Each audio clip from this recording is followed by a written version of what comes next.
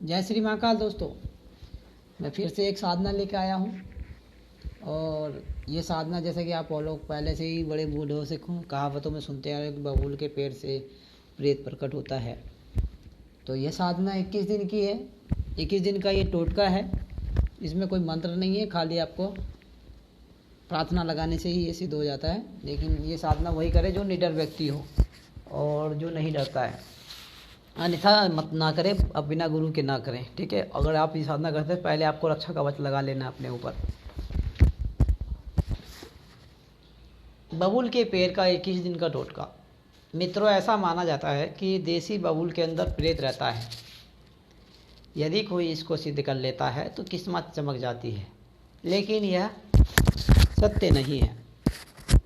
यदि आप देसी बबूल को सिद्ध कर लेंगे तो आपकी किस्मत चमकने की कोई गारंटी नहीं है। लेकिन हम इतना ज़रूर बता देते हैं कि इससे आपके जीवन के अंदर कई प्रकार की समस्याएं आ सकती है। कई जगह पर मैंने यह पढ़ा है, लोग देसी बबूल के भूत को सिद्ध करने के लिए टोटका बिना किसी ज्ञान के करने लग जाते हैं और अंत में उनको बहुत अधिक पछताना भी पड़ता है। एक दिन मेरे किसी एक यूजर का मेरे पास कोई मेल आया, तो उसमें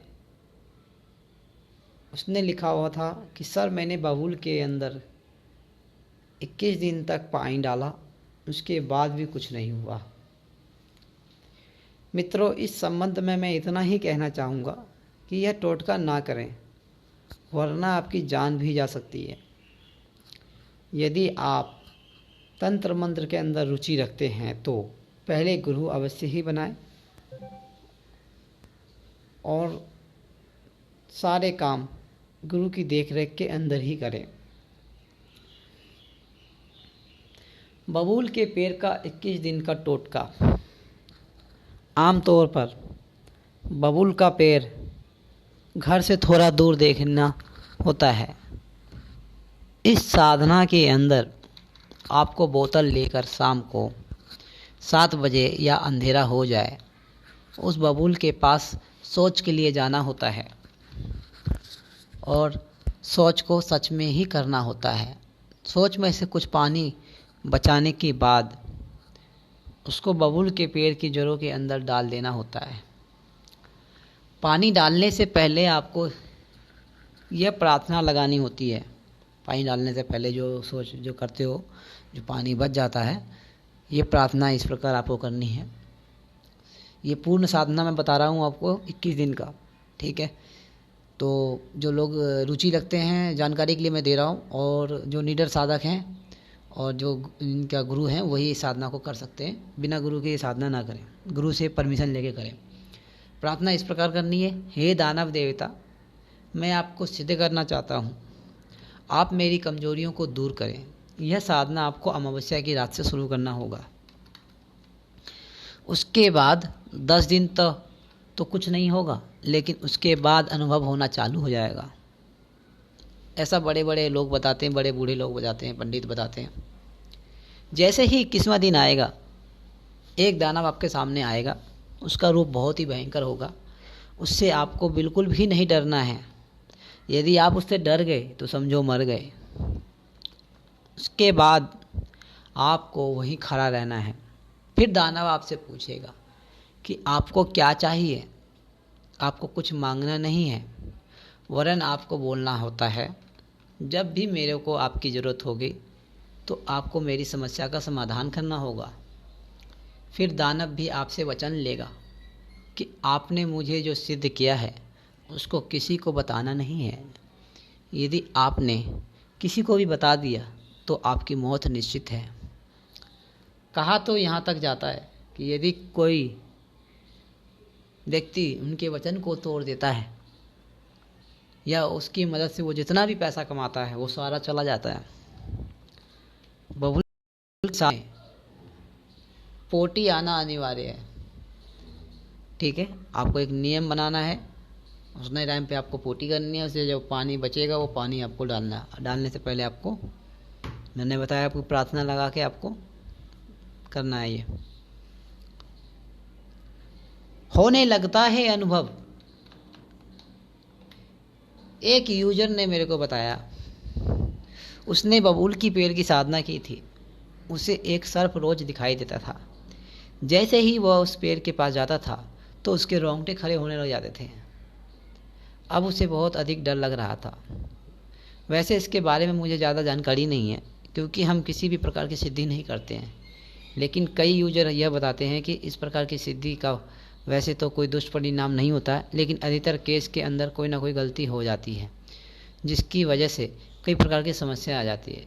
जैसे डर लग सकता है, सर के अंदर दर्द हो सकता है, इसके अलावा नींद की समस्या भी आ सकती है। आइए जानते हैं दोस्तों, अंतिम दिन क्या करना है आपको। दोस्तों, अंतिम दिन प्रेत को पानी ना दें और ऐसे ही जाने लगें तो वह प्रेत प्रकट होकर आपसे पानी मांगेगा। इसके बाद आप उससे कुछ वचन ले सकते हैं। प्रेत वचन दे दे, उसके बाद आप बबूल के पेड़ के अंदर पानी डाल दें। आपको क्या वचन लेना है, किस बात का ध्यान रखना है, इस बारे में अपने गुरु से आपको बात कर लेनी है।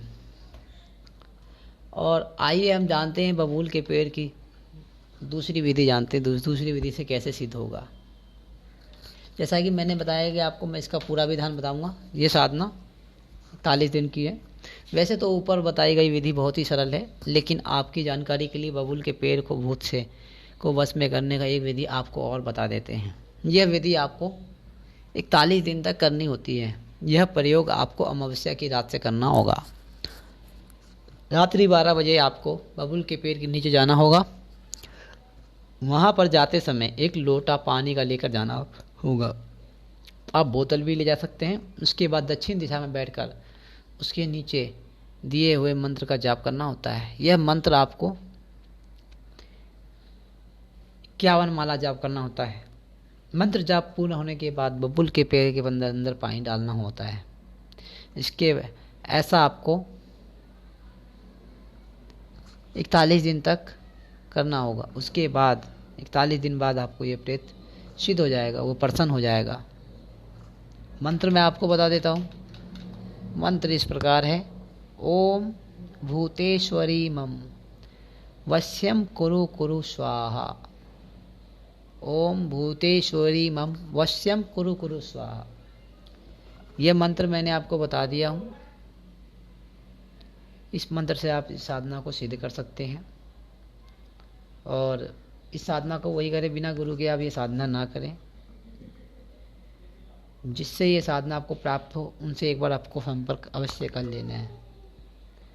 बिना परमिशन के आप ये साधना नहीं करें। और बिना परमिशन के कोई अगर ये साधना करता है तो उसकी जिम्मेदारी ये होगी। कई लोग तो मुझे बताते हैं, बोलते हैं, मेरे पास ईमेल आता रहता है कि आप कई साधनाओं में मंत्र नहीं बताते। तो साधना नहीं बताने का रीज़न यही होता है। साधना बताने का रीज़न तो है हम बता देते साधना, लेकिन मंत्र नहीं बताते। कई लोग हमें ईमेल भेजते हैं, कहते हैं कि आप जो है मंत्र नहीं बताते, कई साधनाओं में कईयों का मंत्र बता देते। जो हमें लगता है उचित बताना चाहिए हम बता देते हैं, कोई दिक्कत नहीं है। लेकिन जो लगता है कि नहीं, जिससे साधक का नुकसान होगा, तो फिर हम नुकसान की भरपाई हम नहीं कर सकते ना। मैं जो साधना दे रहा हूँ जानकारी के लिए दे रहा हूँ आपको कि इस प्रकार आप साधना करेंगे तो आपको ये सिद्ध हो जाएगा। लेकिन मंत्र अगर मैं बता दूंगा तो फिर अगर कोई सच में करने लग गया तो फिर दिक्कत है ना। अगर मान लो कोई इसको कुछ हो जाता है तो उसका जिम्मेदार कौन होगा। तो हम नहीं चाहते कि हमारे साधु को कुछ हो। वैसे ये तामसिक साधना ये जानकारी के लिए दिया हूँ। भूत प्रेत की साधना ना ही करो तो अच्छा है। अगर साधना करना है तो देवी देवताओं की करो, बड़ी शक्तियों की करो, अपने ईश्वरी देवताओं की करो, जिससे आपका परलोक सुधरेगा। ठीक है, आते हैं टॉपिक के ऊपर। मंत्र मैंने आपको बता ही दिया हूँ। तो इस साधना को सोच विचार लें, सोच विचार कर बिना गुरु के ना करें, गुरु से अपने परमिशन ले लें, उसके बाद ही करें। इस प्रयोग के अंदर भी आपको निर्भय रहना होगा, वरना आप यह काम नहीं कर पाओगे। एक बार प्रेत सिद्ध हो जाने के बाद यह आपके अनेक काम को आसानी से कर देगा। ठीक है, इसी के साथ मैं विराम लेता हूँ। मैं फिर आऊँगा साधना लेकर, बड़ी अनोखी साधना और उग्र साधना ही लेके आता रहूँगा। इसी के साथ मैं विराम लेता हूँ। और यदि आपने हमारे चैनल को सब्सक्राइब किया हुआ है तो मैं आपका तहे दिल से आभार व्यक्त करता हूँ। और यदि आप मेरे चैनल पर नए हैं, नीचे रेड कलर लिखे बटन पर सब्सक्राइब कर लें, साथ में घंटे वाला बटन भी दबा दें, लाइक कर लें। और कमेंट कर दे, ताकि मैं जो भी नया वीडियो बनाऊंगा उसका अपडेट सबसे पहले आप तक पहुंचेगा। तो इसी के साथ मैं विराम लेता हूं। जय श्री महाकाल।